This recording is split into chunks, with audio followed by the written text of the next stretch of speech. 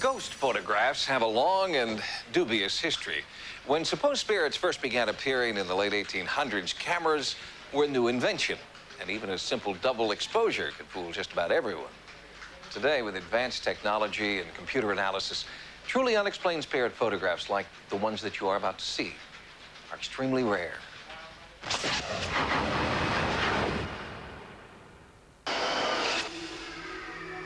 I call myself a psychic photographer because I feel the images captured on film are of a psychic nature. I don't necessarily feel that I'm psychic because I don't see the things that I photograph. They just appear on my film. Donna Quinn modestly admits that she doesn't know why she seems to have a knack for snapping anomalous photos. She just does. I started noticing spirit energy in my photos around 3 years ago with the birth of my son. Upon developing, I'd find all kinds of images surrounding the baby.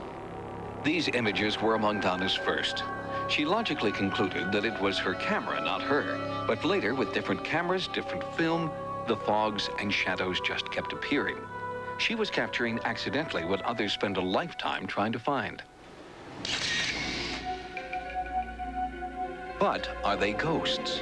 As long as there have been cameras, there has been spirit photography. Are the images proof of an afterlife, or only that hoaxes can be very convincing? Paranormal investigators have spent the last 20 years looking for an answer, and only a few photos emerge as truly unexplained, like this one taken during Carrie Gaynor's landmark investigation of the entity case. Gaynor believes this is not a trick, but the emanation of a malicious spirit. What we see here are reverse arcs of light. One arc goes right here, another arc goes right here. Now, the reason this picture is so important to us is that the arc on the wall, if it were really on the wall, would be bent, because those two walls there are perpendicular. It's not bent, which means the arc is floating in space. The significance for that for us as researchers is, of course, that means it's dimensional and very, very difficult to fake. This was not somebody with a flashlight shining it on a wall. That light is in empty space. It was the full parallax of the image that baffled popular photography, and it was the only alleged ghost photograph ever published in the magazine. Photo analysts examining anomalies like this can't prove an image comes from another dimension, but they can rule out every other possibility. I look to see if the image or the phenomena in the image itself seems to fit.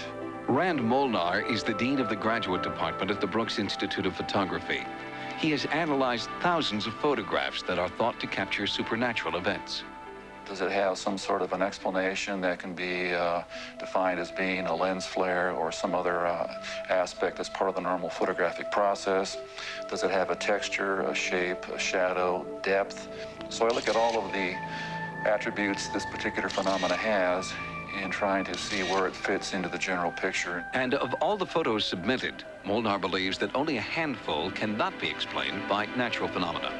There could be some phenomena that a human observer couldn't see that could be recorded on the film, but I think these are probably few and far between. But even debunkers like Molnar are willing to leave the door open for a paranormal explanation.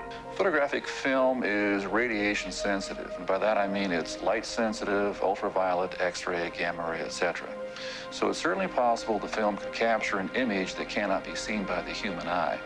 In terms of where that image came from, I don't know. Sightings has found that the anomalies often show up where other bizarre events have already occurred. In Black Forest, Colorado, we brought you this family's haunting story and the strange, smoky images that followed. I took a picture right over against my wall, and when we got it back, it had some fog in it with an image it looked like of a face. I'm getting the same image in the fog outside the house, in front of the house and back, no matter where I take it. In a graveyard in Connecticut, Sightings watched as dozens of photographers tried to document the legendary Lady in White. We don't know who the White Lady is, but she has been photographed and her energy's been photographed. Inhuman spirits seem to not allow her to get the help that she needs in order to pass on correctly. So for that reason, she remains earthbound. Psychic and eyewitness accounts of ghostly activity elevate the authenticity of these photos, but then there is Donna, the exception to the rule. I don't feel privileged or special in any way. I'm still wondering myself why these things show up on my film. Am I just catching it randomly? Are they attracted to me? Donna's uncanny knack for spirit photography has become front-page news in Connecticut, and locals who fear their houses are haunted are asking Donna Quinn for help.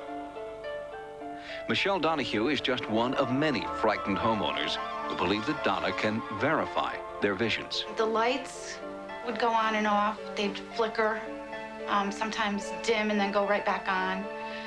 The phone would work, and then sometimes it wouldn't work. And the phone company checked, and they said that there was nothing outside the house, that the problem was from inside the house. Donna began by photographing the home's exterior to see if she could document the source of the haunting. We were outside, and she was just taking photographs of the outside of the house. So as we were standing there looking into the dining room, I thought I saw something. I said, oh my God, I swear I just saw a person in the house. And she saw something at the same time. She commented, oh, did you see that? So we went in the house, and her fiance was sound asleep. No one was around. And I knew right then and there that something was going on. I'm not exactly sure what she saw at the same time that I saw, but I definitely saw something in the corner of the room. So it prompted me to take photos. And then when I got them back, sure enough, there was phenomena in the photos. Donna is continuing to take photographs of the house and other haunted places nearby. She continues, despite charges that, at best, she is just a bad picture taker, and at worst, that Donna is perpetrating a hoax. There's going to be always skeptical people, and I really don't care if they believe me or not.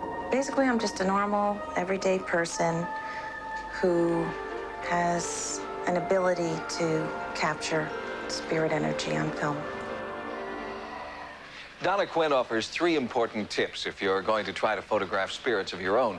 First, make sure you use different kinds of cameras. This makes it a little bit easier to authenticate the photos. Next, don't snap randomly. Take pictures only when you feel the time is right. And finally, Quinn says, be patient.